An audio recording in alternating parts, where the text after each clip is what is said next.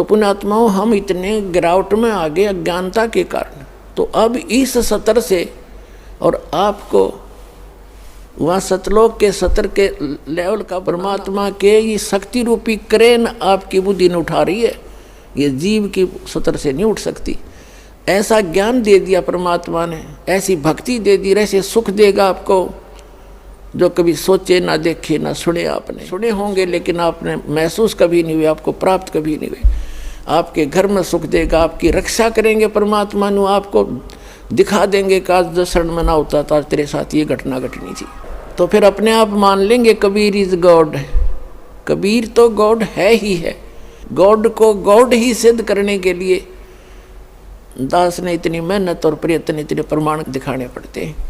तो प्रसंग है ये कि इस समय में जो पार होगे, हजारों वर्ष चलेगा ये ज्ञानी, पूरी पृथ्वी पर होगा और सभी ये बकवाद छोड़ देंगे।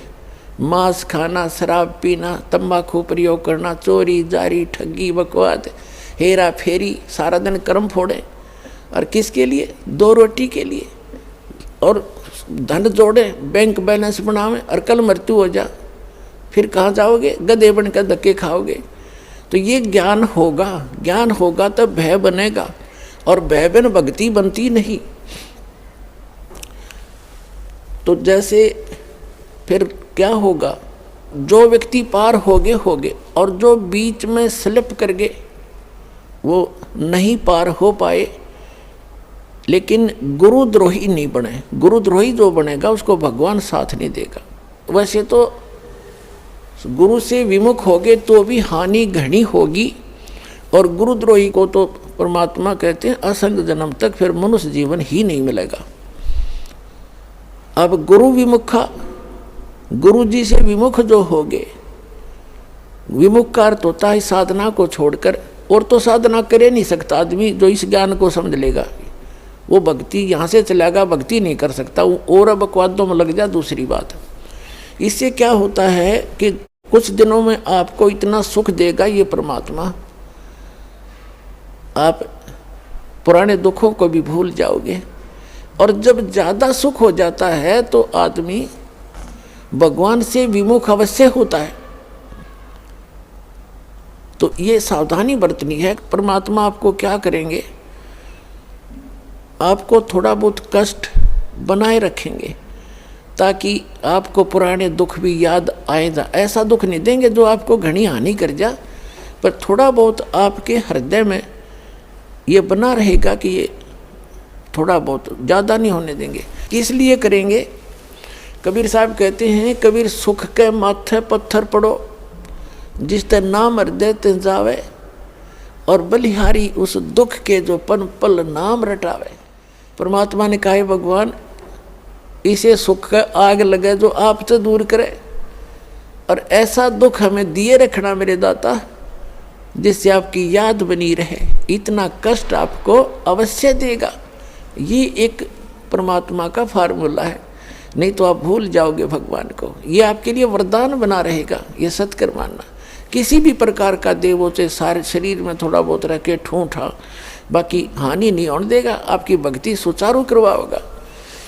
और जो गुरु जी से विमुख हो जाते हैं, नाम छोड़ जाते हैं,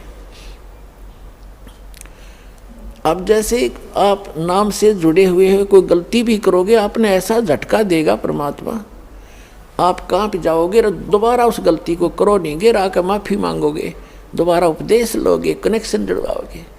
और जो क्या करते हैं, जैसे 2-3 बार नाम खंड कर दिया और फिर जानबूझ के भी कर, मजबूरी में हो जा, अज्ञानता से हो जाता है, उसका विकल्प है दोबारा दीक्षा ले लीजिए, आपका कनेक्शन कट गया, दोबारा जुड़वा लीजिए, अपना अक्षमा याचना करें 100 बार।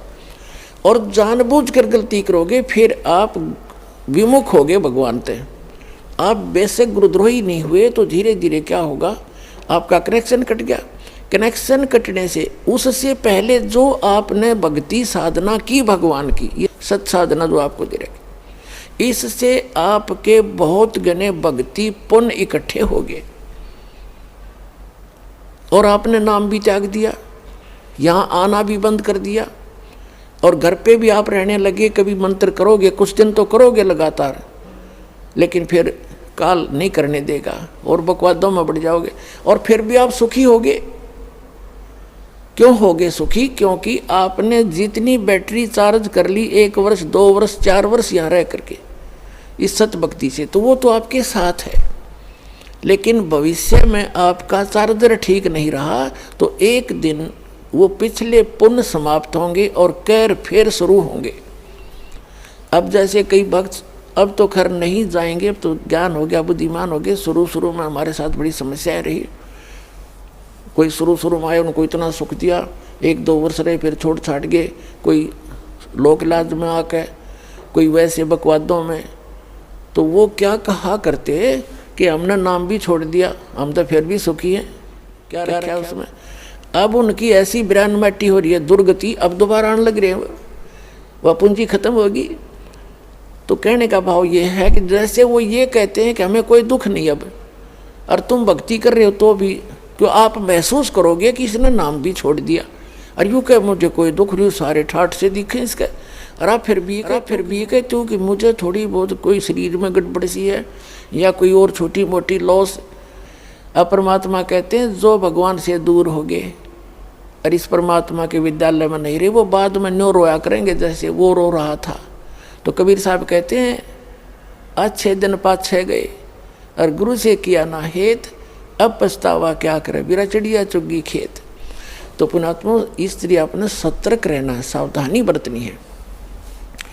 अब जो परमात्मा से ये तो विमुख हो गया, जैसे किसी ने सारनाम भी प्राप्त कर लिया, सतनाम तक प्राप्त कर लिया, क्या होगा?